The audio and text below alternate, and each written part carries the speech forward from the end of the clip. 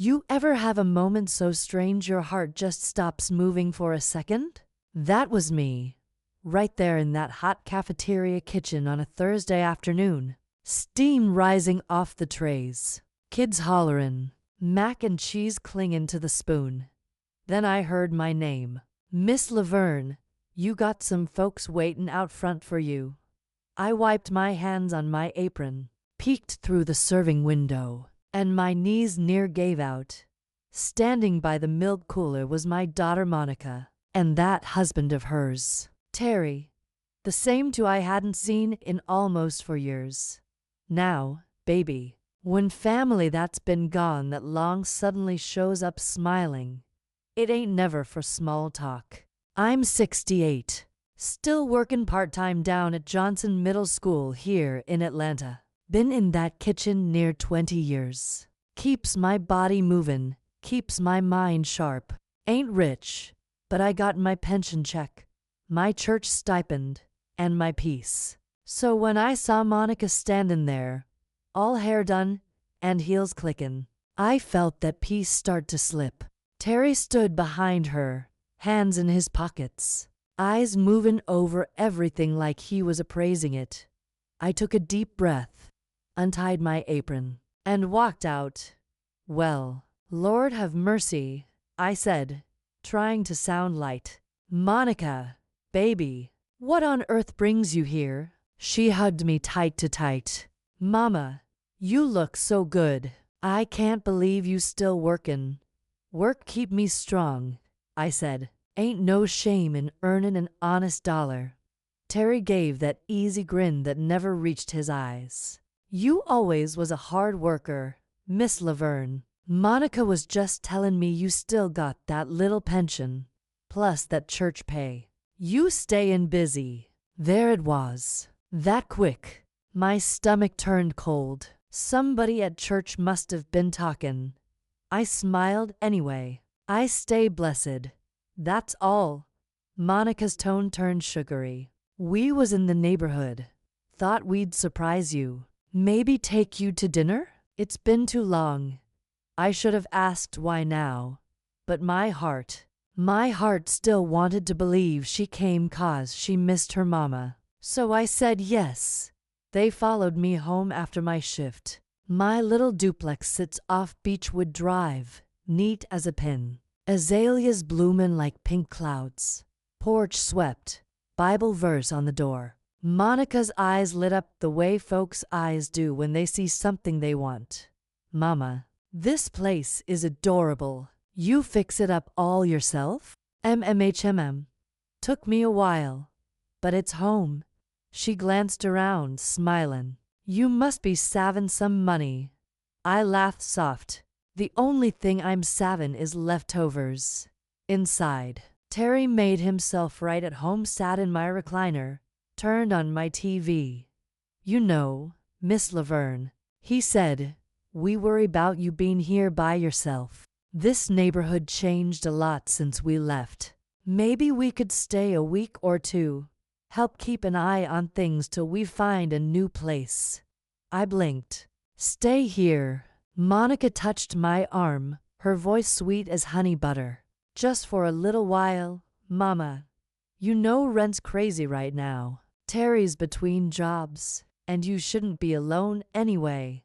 I wanted to say no, but that word felt heavy in my mouth. She's my baby, the only one I got. And maybe, I thought, this is her way of comin' back around. All right then, I said quietly. A week. Next morning, I came out my bedroom and nearly tripped over Terry's sneakers in the hallway. He was in the kitchen frying my last dozen eggs, humming like he owned the place. Monica had my bills spread across the counter.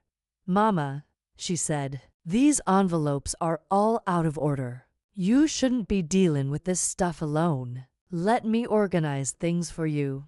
I got it handled, I said. She smiled. That tight smile that hides teeth. I just wanna help. I kept telling myself not to overreact, that maybe this was her way of showing love. But that voice in my gut, it had gone quiet. And when your gut gets quiet, baby, something's wrong by Sunday. My house didn't feel like mine. Terry's jacket on my chair, Monica's perfume hanging in the hallway. They moved my medicine to a safer place without a skin. And when I opened my purse, a $20 bill was missing. I asked gentle, Monica, you see that 20 I had? She blinked innocent. Maybe you spent it, Mama. That hurt worse than the money gone. 'Cause she said it the same way she used to lie when she was 16. That night, I couldn't sleep. I kept hearing my husband's old voice in my head. God rest him. Laverne, don't let nobody move in and change your peace. But I told myself, maybe I'm just tired. Maybe I'm being unfair. After all, family's supposed to look after family, right? Monday at work, I burned a tray of biscuits. My co-worker Bernice looked at me sideways. Girl, you off today? You sick? I shook my head. Just thinking too hard. She laughed. Don't let that child of yours stress you. I didn't answer. When I came home that night, my bank statement was sitting open on the table. Monica looked up from it, all smiles. Oh, Mama, I was just checking your balance so I can help plan your groceries. You've been spending too much on church donations. I felt a burn in my chest. Don't go through my mail again, Monica. That's private, she huffed. Lord, you act like I'm a stranger. I'm just trying to help you keep track. And right then, I saw it clear, the same greed that used to live in her daddy's eyes when the dice were hot. I called Bernice later that night. Girl, I whispered, I think my own child trying to move me out my house. Bernice gasped. Don't you sign nothin', Laverne. Not a thing. I won't, I promised. But my hands still trembled long after I hung up. To evenings later, Terry walked in early, grinning wide, a folder in his hand. Miss Laverne, he said smooth, these papers just make it easier for us to handle your utilities while we're staying. Put everything on autopay through my account, less worry for you. He held out a pen like he was offering candy to a child. I looked at that pen and felt every hair on my neck rise. I didn't sign, but I didn't throw them out, either. And that was mistake number one. If only I'd known that letting them follow me home that night was the first step in losing everything I'd worked for: my house, my peace, and maybe even my name. Some mornings just feel wrong before the coffee's even done brewing. That's how that Monday started. Quiet, heavy, the air thick like bad news before it breaks. I sat at my kitchen table, stirring my cream slow, trying to shake that feeling off, but dread's a smell you can't wash out once it's in the air. Monica sat across from me, flipping through my mail like she owned it. She wasn't even hiding it anymore. Mama, she said soft, her voice sugar smooth, you don't need to worry about bills no more. Me and Terry can handle this stuff. I've been handling it fine for 40 years, I told her. She hesitated just long enough for me to see something flicker in her eyes, a flash of the little girl she used to be. I know, Mama, you always did. Then her voice brightened again, back to business. But you worked too hard. Let us help now. You did enough. I wanted to believe her, wanted to think she came home out of love, not greed. But that quiet voice deep down in my gut, the one that had saved me from heartbreak more than once, it had gone still again. And when your gut goes silent, baby, it's listening. By Tuesday, the house didn't feel like mine anymore. Monica had taken over the guest room, and Terry turned my den into his office. He'd brought in an old laptop and told me he was networking for opportunities. But every time I passed that door, he was sitting there grinning at his phone, scrolling through nonsense. Every day it was the same song, him asking why I was still working. talking about retirement homes, helping with finances. All wrapped up nice, like a Christmas present that rattled wrong when you shook it. Monica stayed busy, too, rearranging everything that didn't need rearranging. My pantry, my medicine drawer, my Bible shelf. She'd shake her head, saying, "Mama, you got too much clutter. You gotta let some of this go." I wanted to tell her every cup, every chipped plate, every photo had a story behind it, but I just smiled weakly and kept quiet. Maybe she was right, I thought. Maybe I was holding on too tight. That Thursday night, I came home bone tired. My back was aching, my shoes still dusted with flour from the school kitchen, and there was Terry, sitting in my recliner, remote in one hand and my checkbook in the other. He looked up, grin wide. "Oh, Miss Laverne, I was just checking the numbers. You made a little math mistake on the light bill." My throat went dry. "I didn't ask you to check nothin', Terry." He shrugged, to smooth. "Just trying to help, ma'am."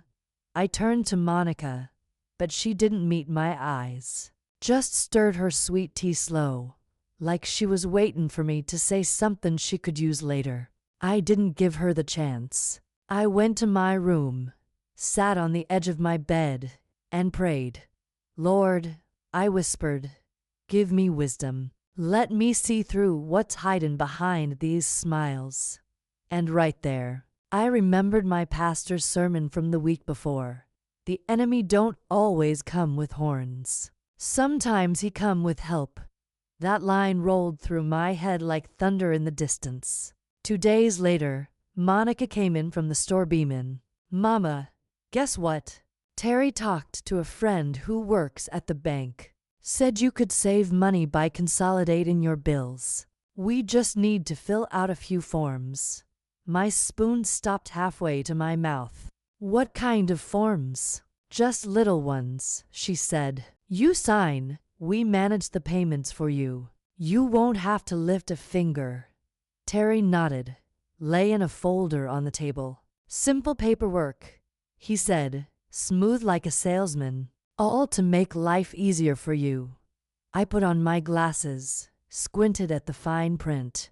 But before I could read 2 lines, Terry leaned in close, tapping where he wanted me to sign. "Right there, Miss Laverne. No need to overthink it. Just a formality." Something inside me twisted. That little voice that had gone quiet. It woke right up. I set the pen down slow. "I'll read it later." Monica's smile faltered. "Mama, you don't trust us?" That question stung deep. I wanted to say of course I do, but the words wouldn't come. I took a breath. "I trust God. And God told me to read what I sign." Her jaw tightened. "You always gotta make things difficult." I didn't argue, just folded the paper neat and slid it back. That night, the house got real still. The kind of still where even the clock ticks sound suspicious. I was getting ready for bed when the hallway light flickered once, just once, and the house went quiet as breath. Then I heard it, whispering through the wall. Terry's low, lazy drawl. Monica's sharper voice, cutting through it. "She's been stubborn. We need that signature. She don't know what she's sitting on." My hands went cold. They weren't talking about love or help.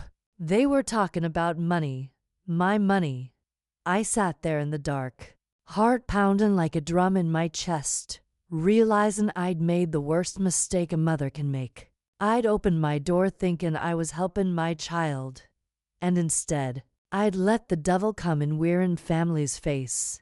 Next morning, they acted like nothing happened. Monica kissed my cheek before I left for work. Terry waved from the porch, coffee cup in hand. But when I came home that evening, my desk drawer was cracked open. The folder with my old bank statements, gone. "Monica?" I called, trying to keep my voice steady. She stepped out the kitchen, smile sweet and calm. "Oh, Mama, I just borrowed them papers to make copies. Terry said his friend could help review your accounts. That's when I saw it. Not guilt, not shame, but a flicker of something mean behind her eyes.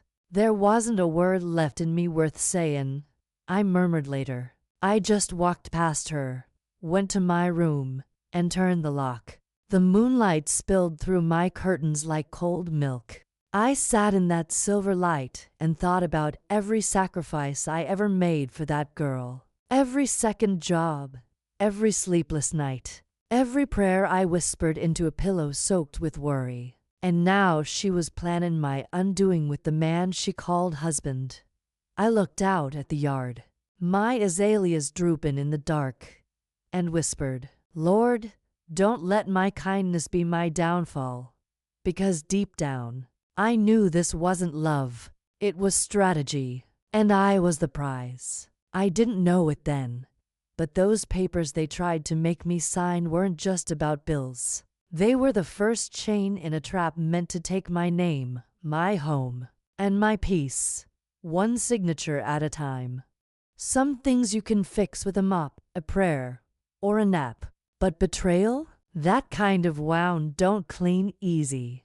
It stains deep, where even faith takes its time to reach. By the time that week rolled around, my house didn't sound like mine anymore. Monica's voice echoed through the rooms, sharp, sweet, and busy all at once. And Terry, Lord, that man was always rustling papers, clicking his phone, whispering on calls he thought I couldn't hear.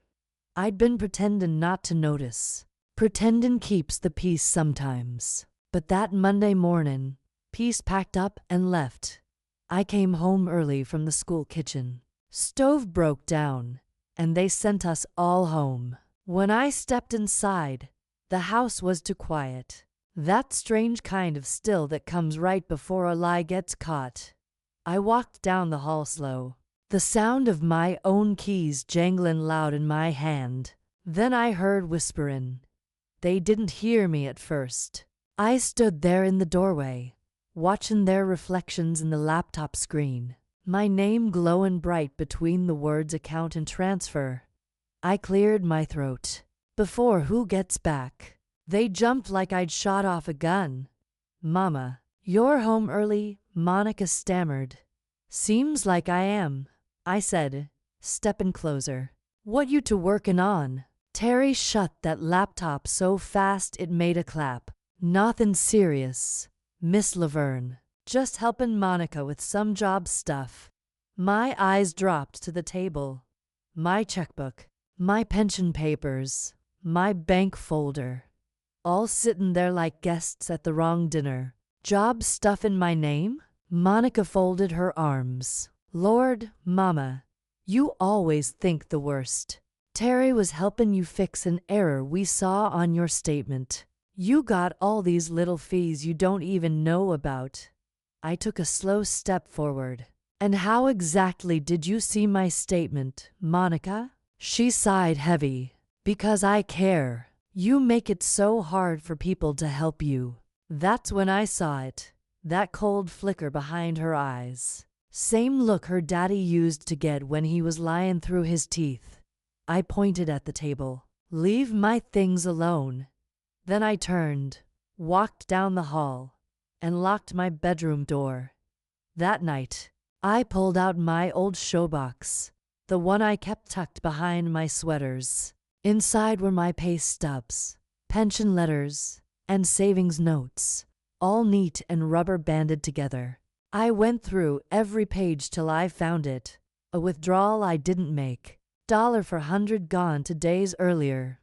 I called the bank right away. The lady on the line said, Yes, Mum, that transaction was in person. Swiped with your card. My card's right here. I told her. She hesitated. Signature matched, ma'am. When I hung up, my hands were shaking. That quiet voice inside me said what I didn't want to admit. She took it. I sat there a long while, staring at the wallpaper, whispering, Lord, I can't fix this one alone. Next morning, I left a 20 on the counter, a test. When I came home that evening, it was gone, and Monica already had the story waiting. "Oh, Mama," she said when I asked, "you must have moved it. You forget sometimes." And just like that, they had their story ready. Now I was the forgetful one, the confused old lady, the one they could talk about in past tense, like I was halfway gone already. 2 days later, my phone rang. It was my niece, Jasmine. "Aunt Laverne," she said soft. "Monica told us you've been struggling with your memory. You okay?" I pressed the phone tighter to my ear. "What'd she tell you?" "She said you've been forgetting bills, leaving the stove on. That Terry's helping you manage things." I felt my knees weaken. "Baby, don't you believe that? Ain't a word of it true." Jasmine sighed. "I didn't say I did, but you know how folks talk." I hung up and just stood there, heart thumping hard, knowing the rumor had already taken root. Monica wasn't just stealing from me. She was building a case to erase me. That Sunday, I went to church like always, put on my best hat, my good shoes. But when I walked in, I could feel the whispers before I even sat down. After service, Pastor Jerome pulled me aside. "Sister Laverne," he said gentle, "Monica mentioned you've been forgetful lately. We got a senior aid program if you need extra hands." My chest tightened. "Pastor," I said, "I don't need no program, just a little piece." He smiled kind but uneasy, and that's when I knew my daughter's lies had made it to the pulpit. That evening, I didn't pray out loud. I just sat by the window, watching my own reflection look back at me like a stranger. Outside, the azaleas were bending low in the wind, tired, but still standing. I whispered, "Lord, how did I raise a child who'd rather see me broken than blessed?" Somewhere down the hall, I heard laughter, Monica's sharp giggle, Terry's low hum. Their happiness sounded like mockery in my ears. The next day, Bernice from work pulled me aside. She said, "Girl, I can see something's heavy on you." So I told her everything.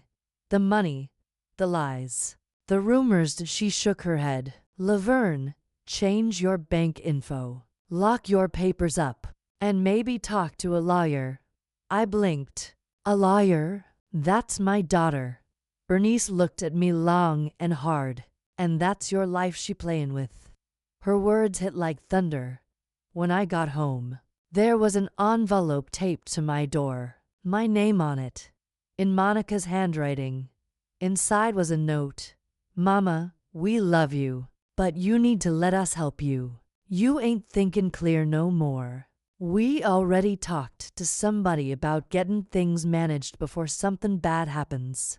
My knees nearly gave out. They were planning to take everything, not just my money, but my right to live on my own. That night, I heard them whispering again. I turned off my light and listened.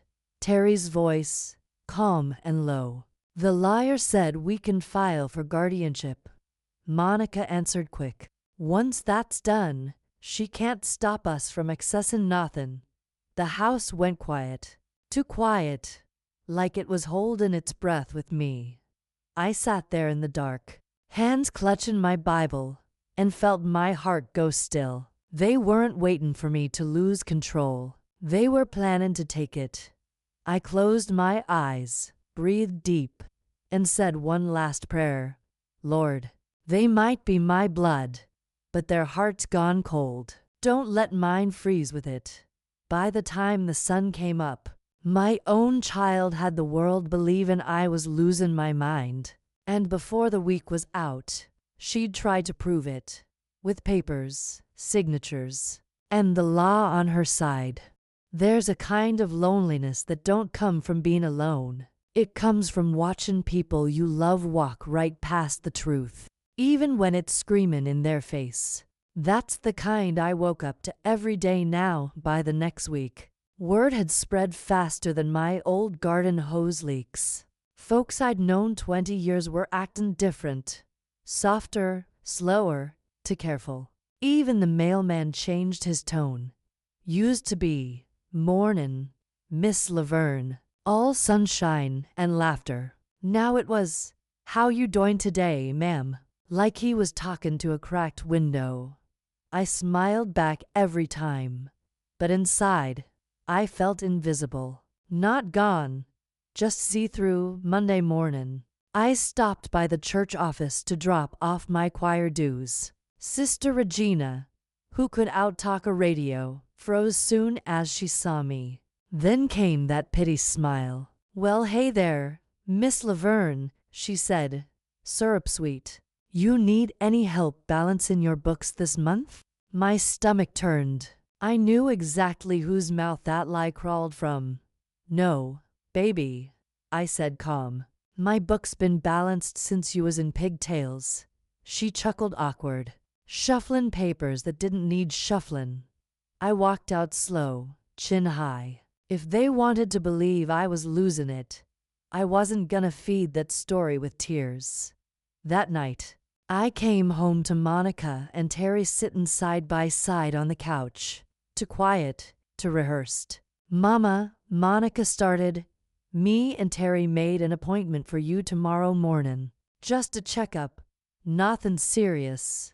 I frowned. "Checkup for what?" "For your health," Terry said smoothly. "You been forgettin' things, remember? Just makin' sure everything's fine upstairs."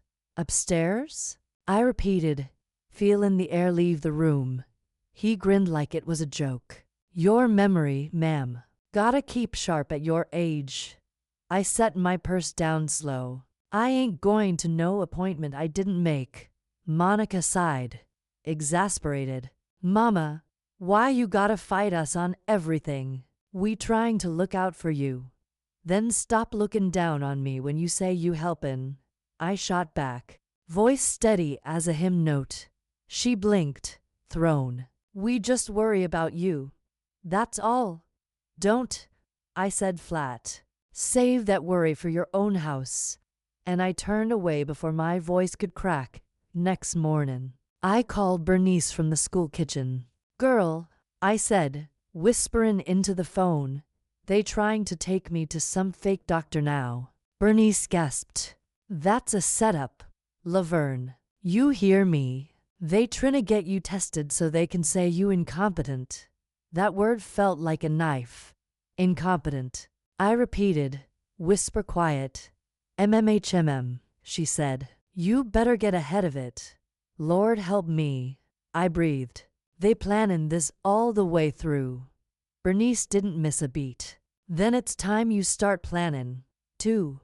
When I got home that evening, there was a woman in a gray blazer sittin' on my couch, clipboard in hand. Terry stood behind her, smug as ever. "Miss Laverne," the woman said politely, "I'm from Fulton County Adult Services. Your daughter and son-in-law said they're concerned about your well-being."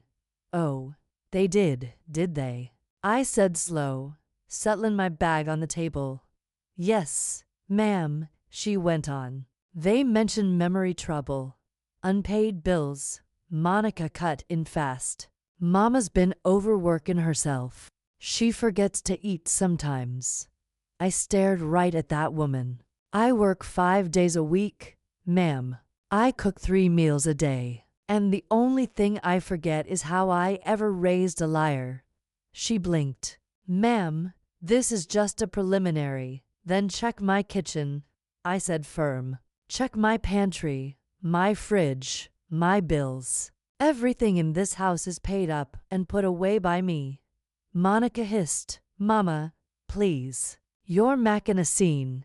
The only scene here," I told her, "is the one you two been actin' in. The one where I'm supposed to forget who I am." The caseworker hesitated, eyes dartin' between us. "You seem alert and organized, ma'am. I'll make note of that. You do that," I said, my voice cool as marble. After she left, The house went silent as snowfall. Terry mumbled something, but Monica just stared at me, eyes hard, jaw tight, like she was seeing me for the first time and didn't like what she saw. "Mama," she said finally, "you always did love making me the villain." I didn't answer. There wasn't a word left in me worth saying. She stomped off, and the door slammed like a full stop at the end of a sad sentence. 2 days later, the phone rang again. Unknown number. "Miss Laverne?" A woman's voice said. "This is Angela from the county clerk's office. We've received an inquiry about a guardianship evaluation. You'll be contacted soon." My whole body went still. They were really doing it. "I understand," I said quietly, and hung up. That night, I sat in my recliner with a cold cup of tea and the weight of everything on my chest. The street light outside flickered through my blinds, turning my living room into stripes of shadow and gold. The world had turned upside down. My own child had turned the law into her accomplice. The next morning, Bernice pulled up out front. "Get in," she said. "Where we going?" "To see somebody who can fight fire with paperwork." I didn't argue. I just grabbed my purse. The legal aid office smelled like old paper and lemon polish, like someplace that knew how to keep records safe. A young woman in a navy suit looked up from behind the desk. "Miss Laverne?" she said, standing to shake my hand. "I'm Janelle. Bernice told me you might need some help." Her voice was firm but kind. "Sit down," she said. "Tell me everything." So I did. All of it. From the day Monica showed up at my job to the envelope on my door. When I finished, Janelle leaned forward. "That's elder financial exploitation, plain and simple. And that guardianship attempt. Fraud." "Fraud?" I echoed, shaking my head. "That sound too ugly a word for my own child." "It's the right word," she said, eyes steady. "And we can fight it." I nodded slow. For the first time in months, I felt air fill my lungs all the way down. Maybe the Lord really had sent me an angel, just one who wore glasses instead of wings. When I came home that night, the porch light was off, like they wanted me to walk into darkness. Terry was sitting half asleep on the couch. Monica didn't even look my way. She said, voice cold as a winter window, "You been talking to people." "Mama," I met her eyes. "I been talking to God, and to the folks who know the law He gave us." For a moment, her face faltered. Then Terry laughed low. "You think some lawyer's gonna fix this? We just trying to help you." "Help yourself out my house," I said. He smirked. "We'll see about that." I didn't blink. "Yes, baby, we will." That night, I packed a small bag, clothes, my documents, my Bible, set it right by the door where they could see it. Because if war was what they wanted, I was walking in armored with truth. And as I turned out the light, I whispered one more thing to myself. Pastor said the enemy comes with help. Guess this time, the help came with paperwork. By the next sunrise, I wasn't the confused old lady no more. I was a woman with proof, and a lawyer who believed me. But before the truth could clear my name, the devil had one more trick left, and this one came knocking in uniform. Some storms don't start with thunder. They start with a knock, soft, polite, like the devil dressed for Sunday. That's how mine came. It was a Friday morning, sunlight barely spilling through the curtains, when I heard it. 3 slow knocks. Not like a neighbor, not like a friend, the kind that say, "We ain't askin' permission." I opened the door, and there they stood, 2 officers, badges gleamin', hands folded polite. Behind them, my daughter. Monica had on her Sunday best, blue dress, pearls, smile so bright it could cut glass. "Mama," she said soft, like she was the one being wronged. "We just here to make sure you're safe." My knees near gave out. I gripped the door frame. Safe from who? One of the officers, a tall one with kind eyes, cleared his throat. "Ma'am, we received a report concerning your well-being. Says you may be in need of temporary supervision." "Supervision?" I echoed, my voice a whisper of disbelief. Terry stepped forward, paperwork in hand. "Judge signed this morning. We're just following protocol, Miss Laverne." I snatched the paper. My name was on it. Laverne Marie Johnson. Underneath, temporary guardianship pending mental evaluation. My stomach dropped clean through the floor. Monica reached for my arm, fake gentle. "Mama, don't make this harder than it has to be. You know we love you." I jerked back like her touch burned. "Love." My voice cracked. "You call this love?" The shorter officer looked uneasy. "Ma'am, we just need you to come down to the station for a wellness check. You'll be back home soon, okay?" I stared at him, heart poundin'. "Officer, you ever had your own blood lie straight to your face?" He opened his mouth but couldn't find the words. I straightened up, pulling myself tall as my bones would let me. "You ain't taking me nowhere I don't choose to go." Terry smirked. "Ma'am, please, don't make a scene. I already lived one," I said steady. "You just late to the show." They followed me into my own living room like it was evidence. Monica pointed at the dishes in the sink. "To plates. 1 cup. See," she said. "She's not taking care of herself." "Baby," I said. "Those dishes were from the breakfast you ate." The taller officer's jaw twitched. He knew something wasn't right. I could feel it. But rules are rules. And that paper said what it said. They told me I could bring a few personal items. So I packed my Bible, my glasses, and that photograph of Monica as a little girl. The one with her missing tooth and them pigtails. It hurt to look at, but I couldn't leave it behind. As I zipped my bag, I whispered, "Lord, I don't know why you letting this happen, but if this is your storm, help me learn how to swim." At the county building, they put me in a cold room with beige walls and bad coffee. A nurse asked me questions like I was a stranger in my own mind. "What year is it? Who's the president? Can you count backward from 20? I answered every one slow, clear, and calm. When I was done, the nurse looked at me, confused. "You don't seem disoriented at all, ma'am." I smiled faint. "That's 'cause I ain't." Across the room, Monica was whispering to a woman in a gray skirt suit. Every few seconds, she'd glance my way, then look down like guilt was a heavy purse she didn't want to carry. When they finally left me alone, I bowed my head. "Lord, you see it all. Don't let lies be louder than truth." An hour later, the door opened, and there she was.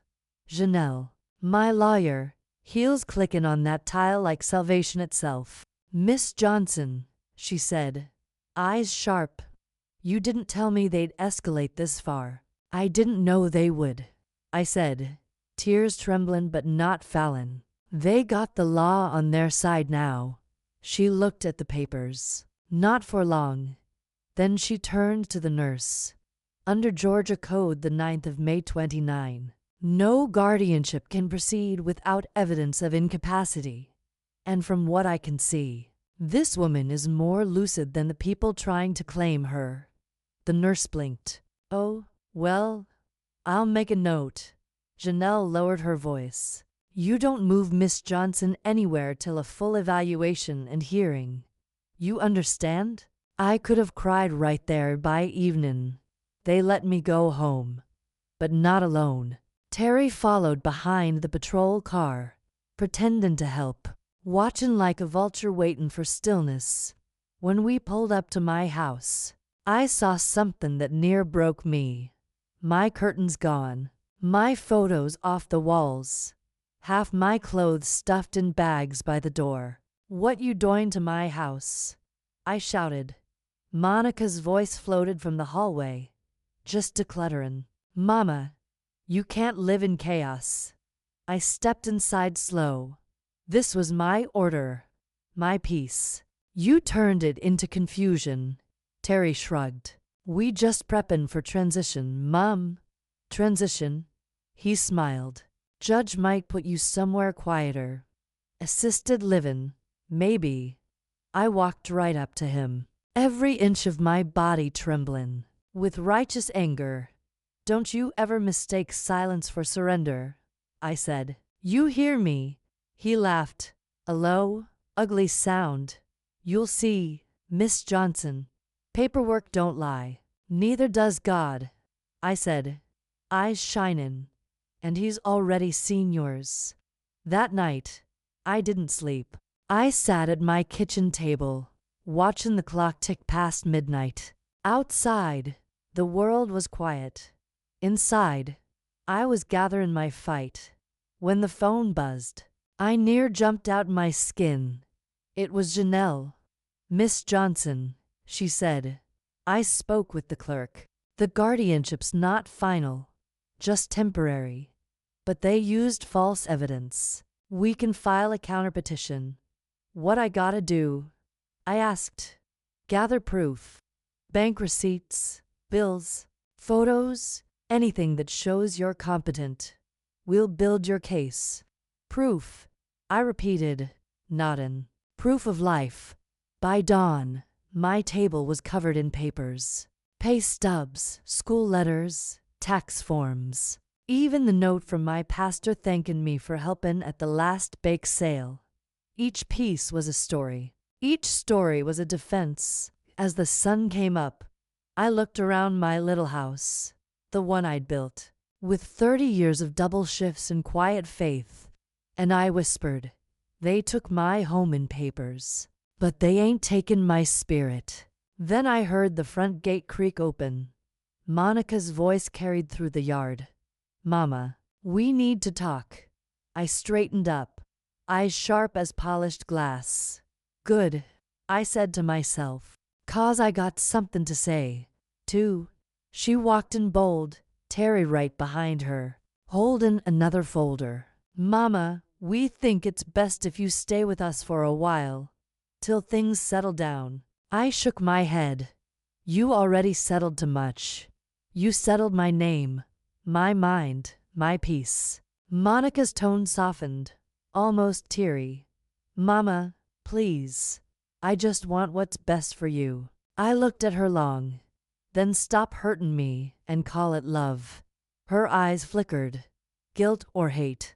I couldn't tell which. Then she turned, grabbing Terry's arm. "We'll come back tomorrow with the court papers."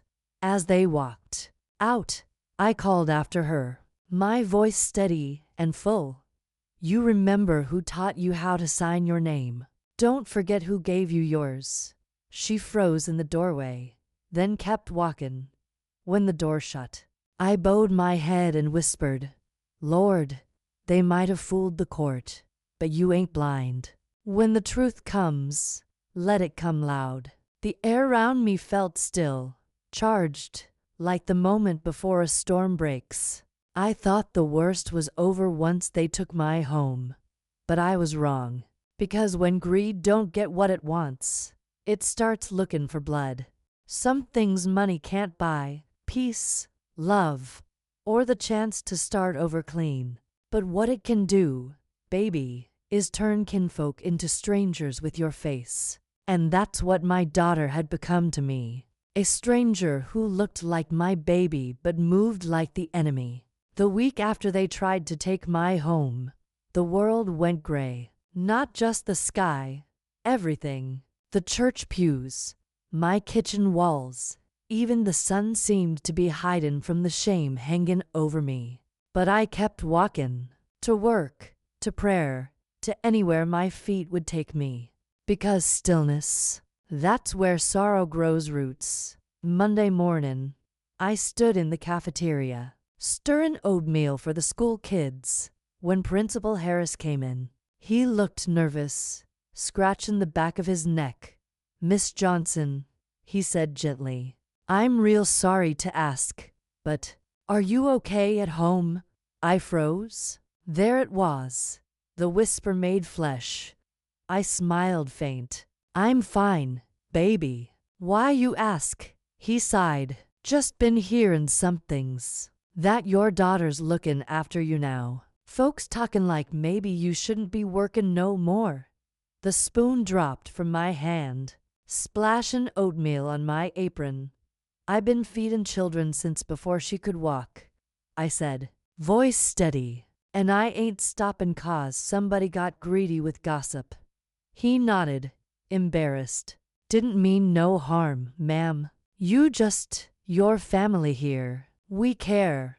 I smiled again, but this time it didn't reach my eyes. Family don't question what they know to be true.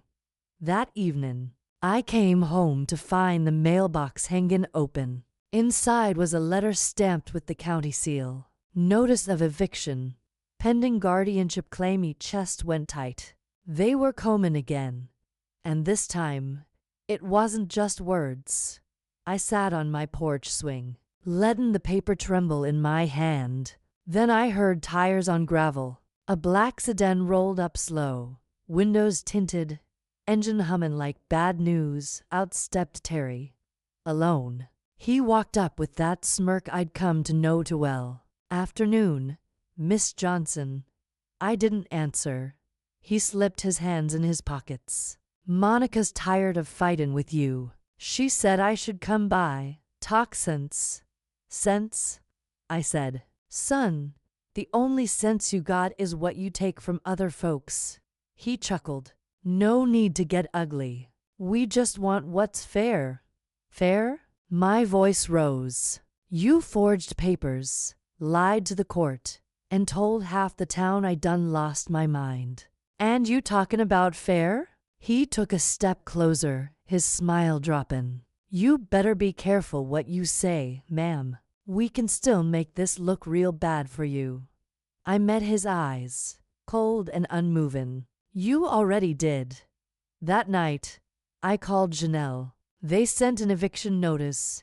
I told her, trying to keep my voice from shacking. "I figured they would," she said. "But we've got their pattern now. Guardianship fraud, coercion, defamation. I can file for emergency injunction by Monday." I nodded, staring at my reflection in the dark window. "How much that cost?" "Nothing for you, Miss Johnson," she said soft. "We're doing this pro bono, for the first time in weeks." I smiled, small, but real. "Thank you, baby. You don't know how deep they cut." "I do," she said quietly. "But they won't win." That Saturday, Bernice came over with two casseroles and a look that said she'd been praying for me all week. "Girl, I told you they was snakes," she said, setting the food down. I laughed tired. "You did, Bernice. You surely did." She pulled out her phone. "You want me to post something? Let folks know you ain't crazy?" I shook my head. "Let 'em talk. Truth don't need a microphone, just time." Then I paused. "But I might need a favor." "Anything," she said. "Get me every picture, every message Monica ever sent you 'bout me. Date 'em. I need proof of her lies." Bernice nodded. "Already printed 'em. You taught me better than to throw receipts away." We both laughed, but it was a laugh with cracks in it.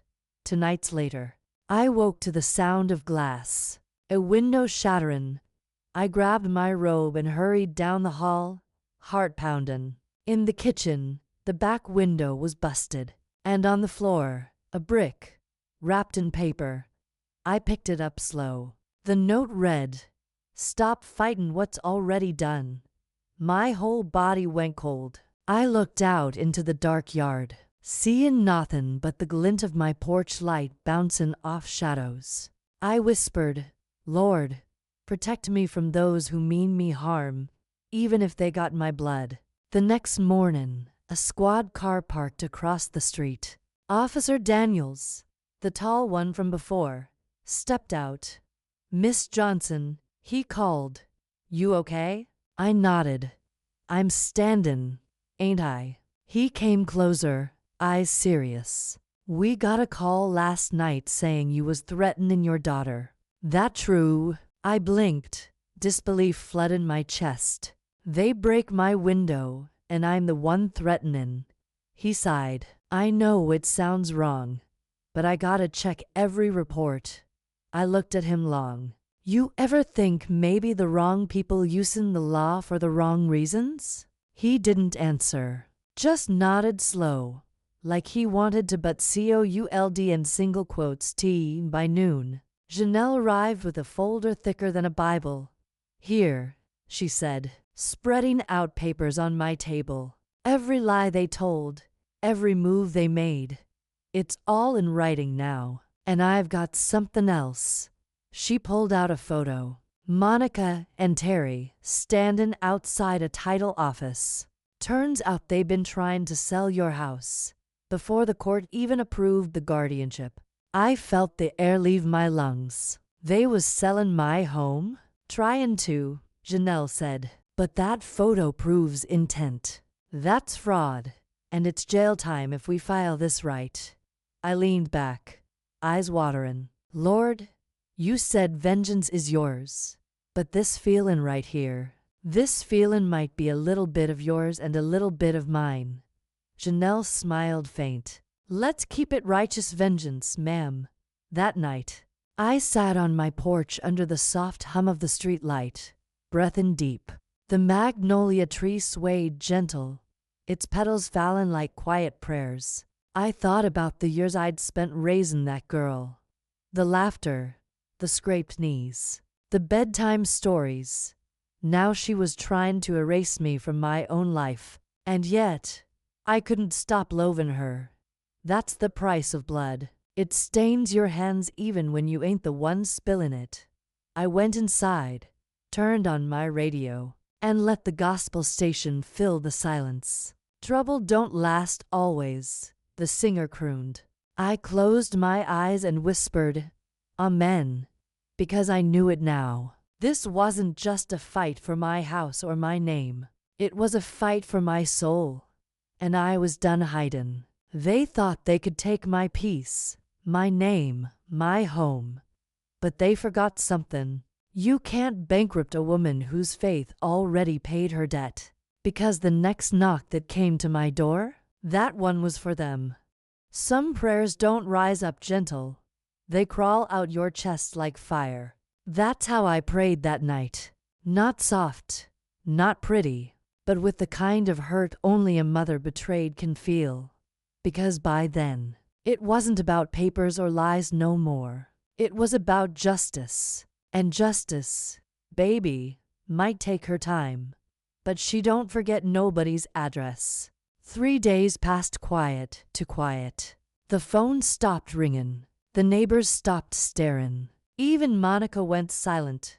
No texts, no visits, no more fake concern. Like a storm that looked calm right before it spun back mean. Then, on a Thursday mornin', just as I was pourin' my coffee, the sound came again.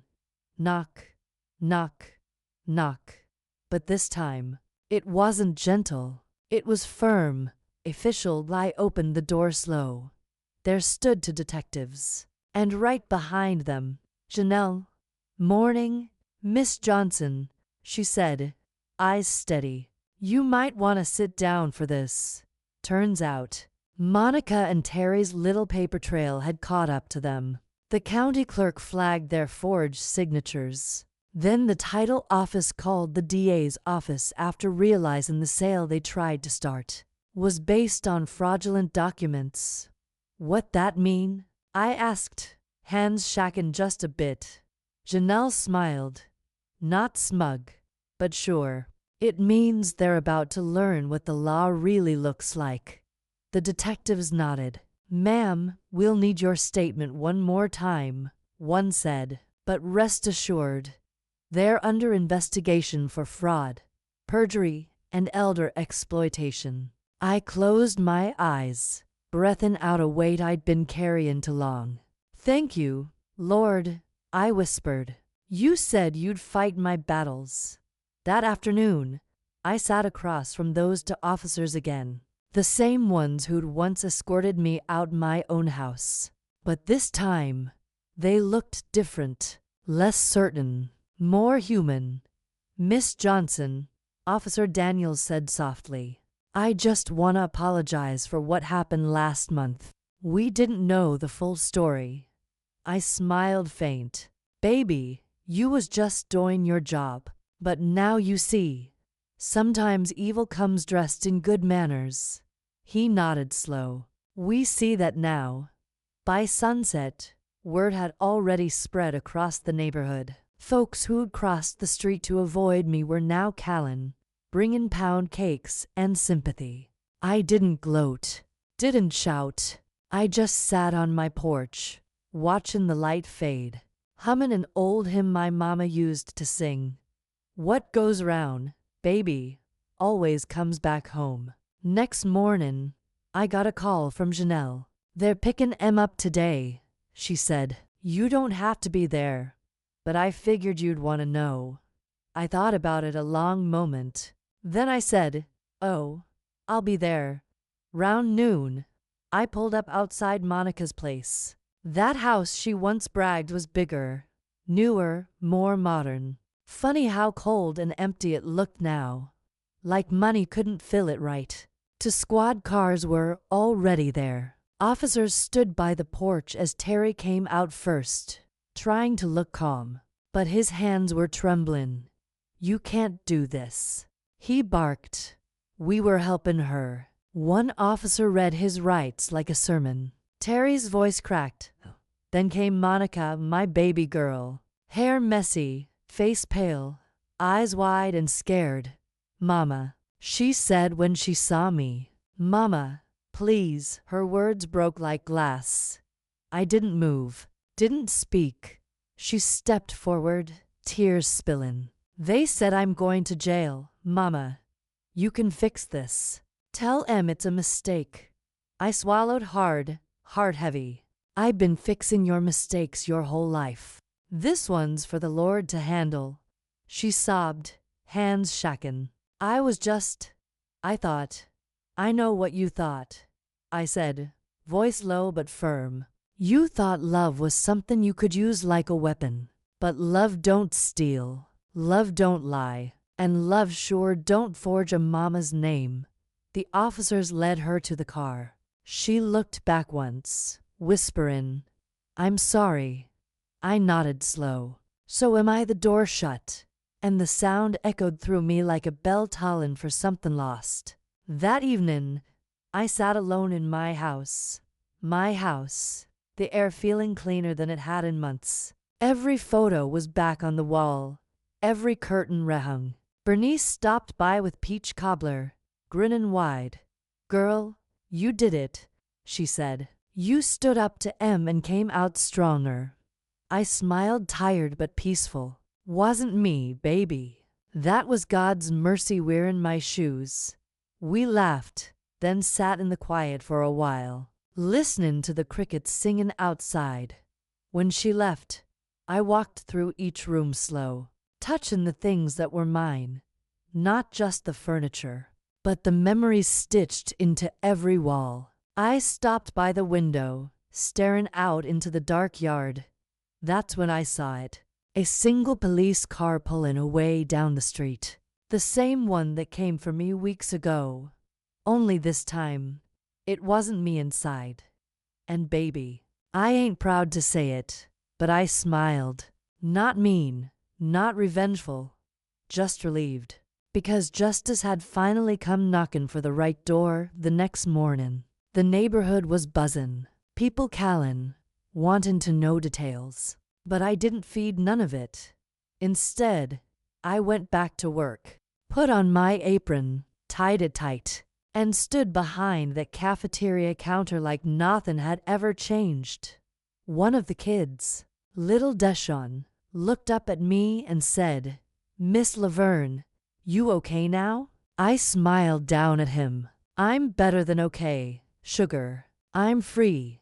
That night, I sat on the porch again, the same seat where all my tears once fell. But this time, I wasn't crying. I was watching the stars. And for the first time in months, I could breathe without fear following close behind. I whispered into the warm Georgia night, "Lord, you took what the enemy meant for harm and turned it to my good. I'll never doubt you again." The wind rustled the trees, soft as an amen. I thought it was over when they took her away. But pain don't leave just because justice comes. It lingers, waiting for forgiveness to catch up. And baby, forgiveness was the hardest knock yet. There's a sound your heart makes when the fight is finally over. Not a cheer, not a sigh, just quiet, like the air after a storm. That's how my house felt once Monica and Terry were gone. Peaceful, but empty in a way peace ain't supposed to feel. Because baby, justice might fix the facts, but it don't mend the cracks. It had been 2 weeks since the rests. Every morning, I'd wake up to the sound of my own breath, and for a few blessed seconds, I'd forget everything that happened. Then I'd walk through the hall, see that framed photo of Monica at her high school graduation, her smile wide, her eyes full of pride, and it'd all come rushing back like a bad dream that don't know how to end. Some nights, I caught myself reaching for the phone, thumb hovering over her number. But what do you say to the child who tried to destroy you? "Good morning. Need anything from the store?" No. You just sit there, staring at the screen, hoping the silence speaks louder than your pain ever could. Sunday came, and I finally made it back to church. The doors creaked the same way they always had, and that first whiff of wood polish and hymn books hit me like home. Folks turned, eyes wide, not out of malice, just that small-town curiosity that can't help itself. Sister Regina waved me over, whispering, "Good to see you back, Miss Laverne. Good to be seen." I said, and meant it. Pastor Jerome was preaching that morning about Jonah, running from what God told him to do, until the storm caught him. "Some of y'all," he said, pointing out into the pews, "been delivered from trouble but still ain't free, 'cause you won't forgive. Who threw you in the water?"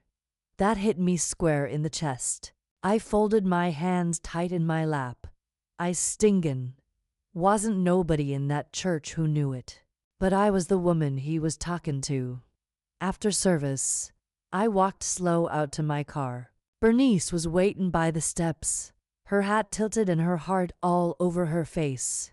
"You all right, Laverne?" she asked gentle. I nodded, but my throat burned. "He was talking to me today, Bernice." She smiled soft. "Baby, sometimes God gotta whisper through a microphone just so we'll listen." I laughed through my tears. Ain't that the truth? That afternoon, I sat out on my porch, Bible in my lap, sunlight dancing through the leaves. I'd read that verse 1,000 times before, "Forgive, and you shall be forgiven." But that day, it felt heavier. Real. I thought about Monica sitting in that cell, probably blaming Terry, maybe even crying to herself. And for a flicker of a moment, I saw not the woman who betrayed me, but the little girl who used to bring me wildflowers from the yard and call me her best friend. That memory broke me in half. I laid my hand over my chest and whispered, "Lord, I don't know how to forgive somebody who took my peace, but if you can forgive me, teach me how to forgive her." The wind blew right then, cool and sweet, brushing my cheek like a kiss. And I swear, I felt him say, "That's the first step." Monday morning, Janelle called. They're offering a plea deal, she said. Terry's taken full responsibility. Monica'll probably get probation if you testify about his coercion. My stomach twisted. You mean she won't go to jail? Not if you say she was manipulated, Janelle replied. You'd be within your rights to push for time, but it's your choice. I sat in silence, staring out the window at my azaleas, blooming pink again like they didn't know all the sadness they'd seen. Let her go, I said finally. She already locked herself in a prison I can't see. Janelle was quiet for a long beat. Then she said softly, You're a better woman than most. No, I said, just one trying not to turn bitter. A week later, Monica called me collect. I almost didn't answer, but something, maybe mercy, maybe madness, made me press one to accept. Her voice came through small, shaky. Mama, my throat closed up. I'm here. I didn't mean for it to go that far, she said, crying hard. Terry said it was just paperwork, said we'd fix it later. I just wanted to feel important again, like I was helping you. I took a deep breath, steady but tender. You wanted control, baby, not help. There's a difference. I know, she sobbed, and I hate myself for it. I paused, heart twistin'. Hatin' yourself don't heal nothin', Monica, but facin' what you done. That's where the healing starts. She sniffled. Do you hate me? I closed my eyes. No, sugar, I don't hate you, but I can't forget what you did. Not yet. Forgiveness don't erase pain. It just stops it from running the rest of your life. She cried harder. I'm sorry, Mama. I know, baby. I know. The line went quiet after that, and even though the silence hurt, it was the kind that felt clean, like something was finally unclogging between us. That night, I sat outside with my Bible again, the crickets singing low and the stars blinking lazy overhead. Bernice called just to check in. So, she asked, You talked to her? I did, I said. And I forgave her. She whistled. You sure you ready for that? I smiled. Ready or not, my heart needed it. Forgiveness ain't about saying they was right. It's about not letting their wrong keep owning me. Bernice sighed. Girl, if faith was a muscle, you just bench pressed a mountain. We both laughed till tears came. Later that night, I wrote Monica a letter. Not long, just enough. My baby, I don't know what tomorrow looks like for you, but I pray you wake up every day remembering who you was before the lies. I still love you, always have, always will. But from now on, love's gonna have boundaries, strong ones. When you ready to start again honest, my door'll be open, not before. Love, Mama, but I sealed it with a sigh and a prayer. The next morning, I dropped that letter in the mailbox and felt lighter than I had in months. The kind of light that comes not from winning, but from laying the weight down. I went to work whistling, smiled at the mailman again, and even waved at Sister Regina. And for once, I wasn't pretending, because forgiveness don't fix everything, but it makes space for the healing that can. That night, I stood by the window and whispered, Lord, you gave me back my name, my home, and my peace. But the greatest gift you gave me was letting me keep my heart. Outside, the moon shone full and quiet, covering everything in soft light, and I finally felt what peace was supposed to feel like, warm, whole, and mine. I thought forgiveness was the end of my story. But the Lord had one more surprise for me, a visitor who'd walk up my porch steps with tears, truth, and a letter of her own. Some stories don't end when the pain stops. They end when grace shows up knocking. That's what happened the day my letter came home. It was a Saturday morning, quiet and warm.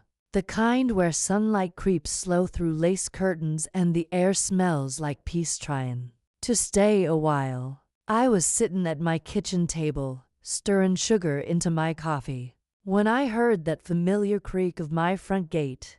Didn't sound like the mailman. Didn't sound like Bernice either.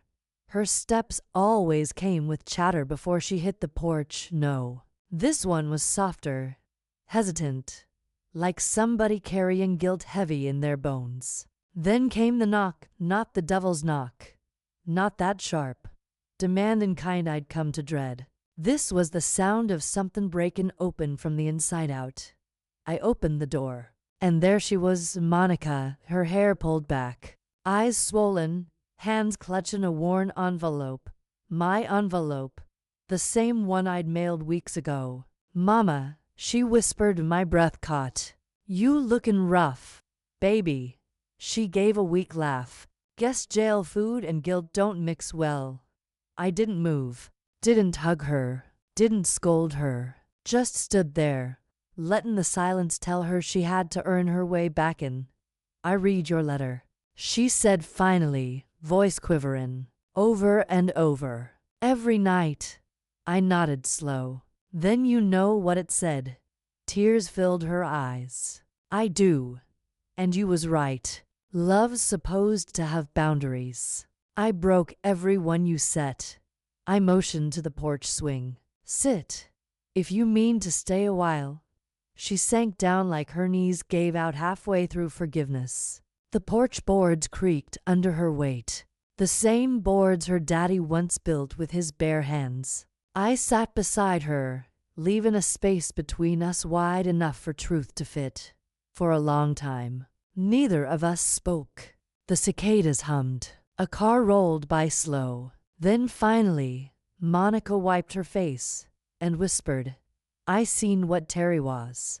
I see it clear now. He made me believe we was protectin' you, but we was just protectin' his greed." Her voice cracked. "He said I was stupid for trustin' you. Said you was old and weak. But the truth is, Mama, I was the weak one." I stared straight ahead, eyes on the azaleas bloomin' pink again, like nothin' ever happened. "You was lost," I said quiet. "And lost don't mean gone. Not if you find your way back." She reached into her bag, pulled out a small folded note. "This came from me," she said, hand shaking. "I wrote it in jail but couldn't bring myself to send it." I took it gentle. Inside, the handwriting was messy but familiar, loops and curls from a girl who once used to write me Mother's Day cards on pink paper. It read, "Mama, I tried to steal what was yours because I didn't think I had anything left of mine. I thought money would fix the hole inside me, but it just made it bigger. You taught me better. I forgot for a while. I'm sorry. If you can ever forgive me, I'll spend the rest of my life earning it." By the time I finished reading, my eyes were blurry. "Monica," I said, voice soft as a hymn, "you hurt me in a way I didn't think was survivable. But baby, I see you tryin', and that counts for something." She covered her face, sobbing. "I don't deserve it." I reached out, my old hand covering hers. "None of us deserve grace," I said. "That's why it's grace." We sat there till the shadows grew long. She told me about her nights in county, the sound of women crying through the vents, the echo of regret louder than the doors slamming. She said she prayed, really prayed, for the first time since she was a child. "I asked God to give me one more chance," she said, "not with money or comfort, just with you." I smiled through tears. Then he answered. She looked at me, eyes wide. "You mean I can come home?" I nodded slow. "You can visit home. Livin' here again gonna take time, but forgiveness ain't the same as forgettin'. You earn your way back step by step." She nodded, relief and heartbreak fightin' across her face. I understand. Good, I said, standing up. 'Cause I done spent my whole life raising you to understand. We walked inside together. The house smelled like cornbread and lemon oil, comfort and memory. I poured her some sweet tea, the same way I used to when she was little and scared of thunderstorms. She held the glass in both hands like it was holy. Feels strange being back here, she murmured. Should, I said. A house don't stay the same after betrayal, but it can heal, just like people. She looked around, eyes catching on the family photos I'd rehung. There was one of her, me, and her daddy from way back. Him laughing, her sitting on his shoulders. Her lip trembled. I miss him. I nodded. He'd still be proud of you, not for what you did, but for facing what you became. That night, after she left, I sat by the window again, the moon hanging full over the yard. Her letter lay open on the table beside my Bible.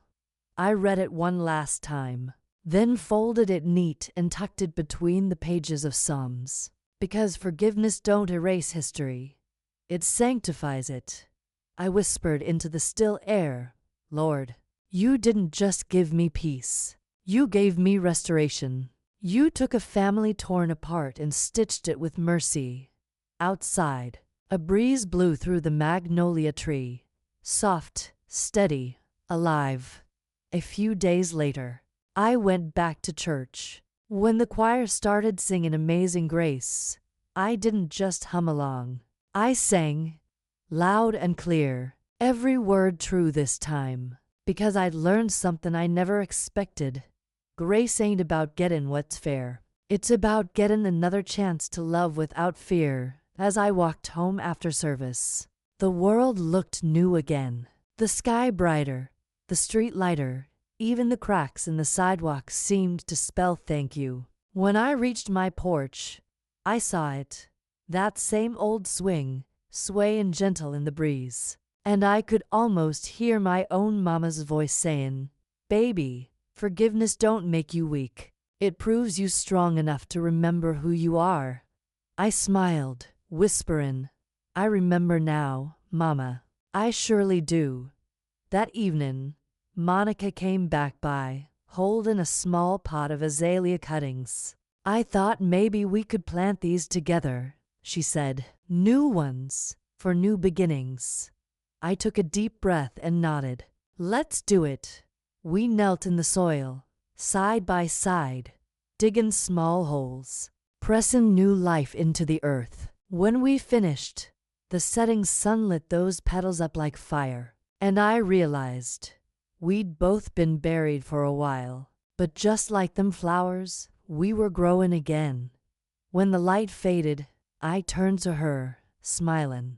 Monica, yes, Mama, if you're listening right now, please like, subscribe, and share this story, and drop your birth year in the comments. If we're the same age, I got a little surprise waiting for you there. She laughed through her tears. You still funny. I chuckled soft. Honey, laughter's what keeps the pain from turning permanent. Final closing moral and ending. So if you ever find yourself betrayed by the same hands you once fed, don't let it harden your heart. Let it teach you where to build your boundaries and how to keep your soul soft anyway. Because family might wound you deepest, but they can also be the soil where God grows your biggest lessons. And as for me, I learned that forgiveness ain't losing. It's remembering you still have something worth keeping. Your peace.